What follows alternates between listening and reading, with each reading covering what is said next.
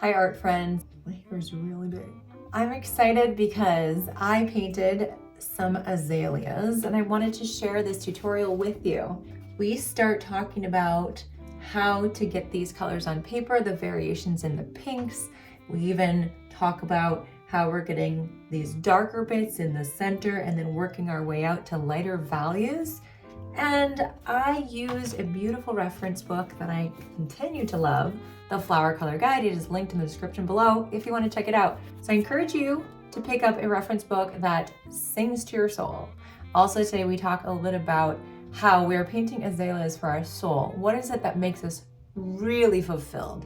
And how do we delight in something as beautiful as watercolor painting? Also, I just created an ebook on how to let go of perfectionism in your art. So if you'd like that, go ahead and click the link in the description below with your email address to get your free copy. So stay tuned. We're gonna talk about it all, but most importantly, we're gonna paint this. The paper I'm using is the B Company paper. It is just a pulp paper.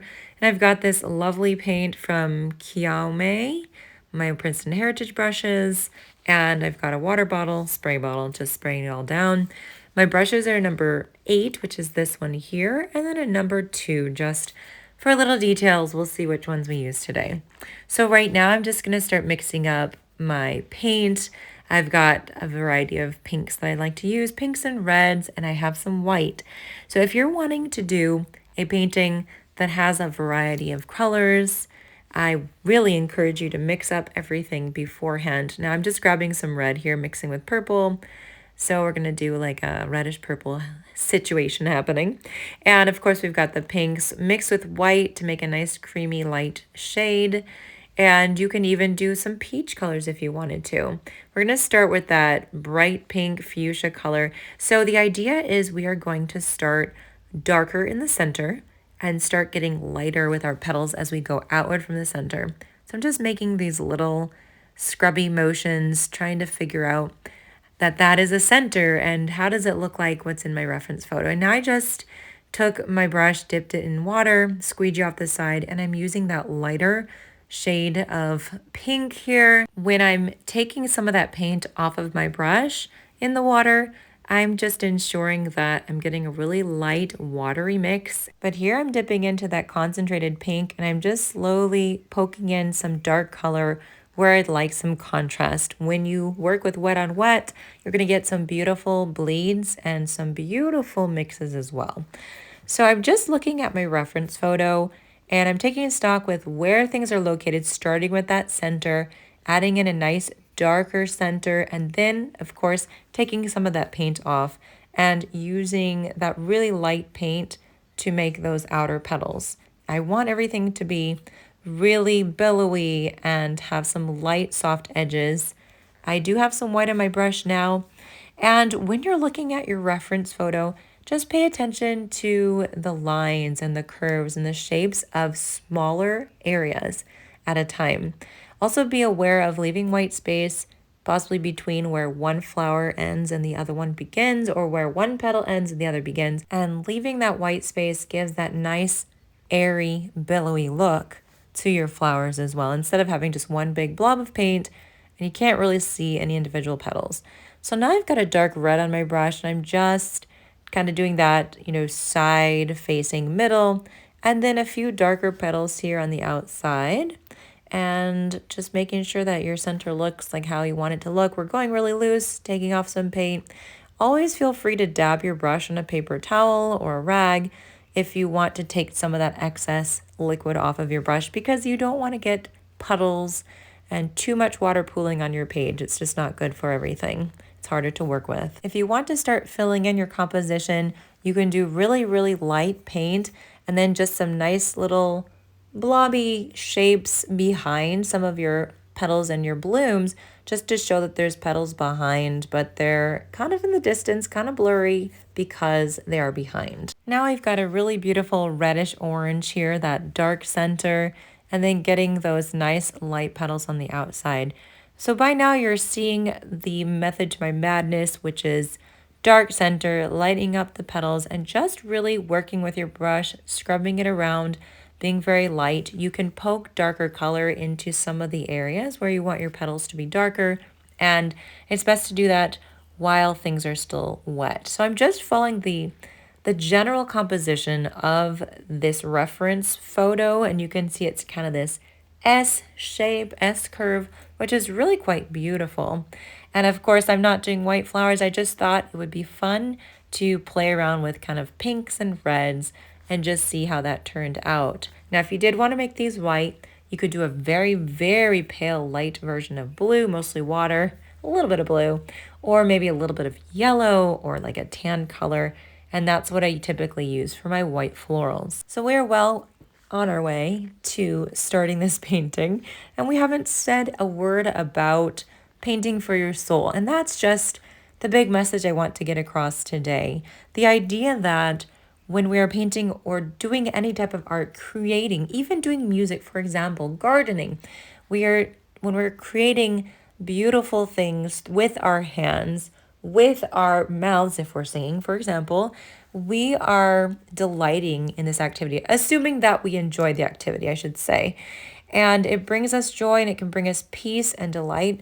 But when I say something that fills your soul, something where when you're done with that activity, you walk away a better person, you're happier, you're more relaxed, you smile more, and you're ready to confront the world around you. It's healthy, it's restorative, and it fills you up in a good way. It's different than if you're just binging Netflix on the couch, doing whatever, which is fine to do. Do those things. It's important to have that downtime as well. But when you can create something with your hands, there's something so peaceful and encouraging with that. I know sometimes when people have experienced loss in their life of a loved one or an opportunity, when you've lost something that's important to you or you never had it and wished you had it, being able to add some beauty into your life is something that can help replace those feelings and those thoughts of sadness or frustration. So guys, I have to say, if you are liking this video, please give it a like. Please subscribe to my channel so that you don't miss out on my videos in the future. And if you guys want to take your journey to another level, I do teach watercolor on Patreon, and that's a wonderful safe space where we can share our artwork, where we can get exclusive content, exclusive tutorials, and also live stream access and many more things. You can try free for 7 days. It's linked in the description of this video. So, how is your painting turning out so far? I hope you are enjoying the marks that you've put down, and I encourage you to take a breath and think of at least 1 or 2 things that you like about your work so far. Now we're going to continue with this painting by adding in another bright red floral here on the bottom, and I'm just kind of assuming it's this downward facing flower. That's sort of what I'm seeing in the picture. So I just did some nice, really loose petals around it, and then some light ones around those as well. So take a step back, analyze your painting. How is it coming along so far? Maybe you just need to take a little bit of a break, come back, and see what you need to add. I see that I still have some blooms I would like to add. Now, if you've painted it in the same way or similar way to what I've instructed here, you're going to have a lot of flowers that have some really dark centers and then really light outer parts. And it's really fun to play around with the values, which is the lightness and the darkness of a painting, of an object. If you find that everything is kind of the same value, just make sure that you're doing really thick concentrated paint in that middle. And then again, dipping your brush in water and squeegeeing off the side will release some of that paint into the water, and it's going to lighten up your paint from then on. So now we're going to add in some stems, and I want to make them really light and loose, and I don't know, airy is the word that came to mind. I don't know if that's exactly accurate, but I'm still using that larger number 8 round brush. I really do like it. It has a great point on it, which is why these Princeton Heritage brushes are so wonderful, because you can do the thin and the thick lines with one brush and you can usually get away with it. So as I'm adding in my stems, I'm just kind of looking at what makes sense. I do like to arc my stems a bit. I like them to be thin. I like them to be sketchy. And I definitely mixed up a little bit of black into, you could use brown if you wanted, into my sap green just to darken it up a bit. I do love that contrast. Kind of reminds me of Christmas, I have to say, with some of the reds and that green. But I like to arc it so that it's not just this straight stem. It just gives it a little bit more interest, I think. And I'm still looking at my reference photo. I'm still using it for the basic placement of things, the composition as well, and then I don't have to think too hard about it. So I'm finishing up the placement of my stems, making sure that everything is connected, and then I'm going to go back in, grabbing some more of that pink paint, and I see several places where I would like to add some more pink blooms. So just kind of analyze what you have with your composition, take a deep breath, and then just start putting on some really loose shapes here.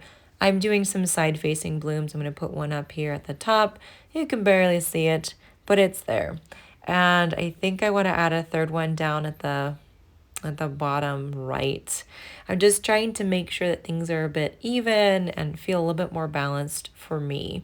And then of course, later on, I can go back in and add in some more stems. So that's the beauty of a composition like this, just taking a look, taking it slow, and augmenting things, which is really the style that I like. So now I want to start adding in, of course, those stems that are missing, and then we're going to do some leaves. I'm not really into doing a bunch of leaves for this composition today, but some really light green, lots of water will be really nice as we're putting everything together. So I have a lot of water in this green because I want the paint to be able to go on smoothly and lightly, and so when it dries, it's going to be pretty light colored. It's not going to be dark and heavy. Just taking the brush and just sort of drawing out the color, dabbing, scrubbing, whatever you'd like to say. I don't want you to think too hard about this, but just making some nice loose marks and just being easygoing about it, remembering to breathe and enjoying yourself.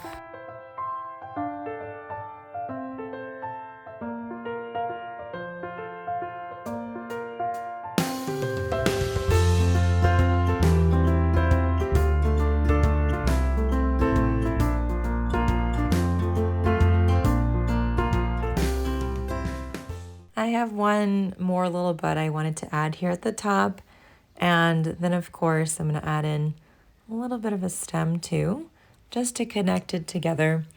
And as you're reflecting back on how your painting turned out, or how you feel about it, just remind yourself, how can you fill your soul when you're creating art, whether it's painting or drawing, whether it's cooking, doing music, whatever floats your boat and makes you feel fulfilled and full of joy at the end of it is a good and nurturing behavior to continue to do.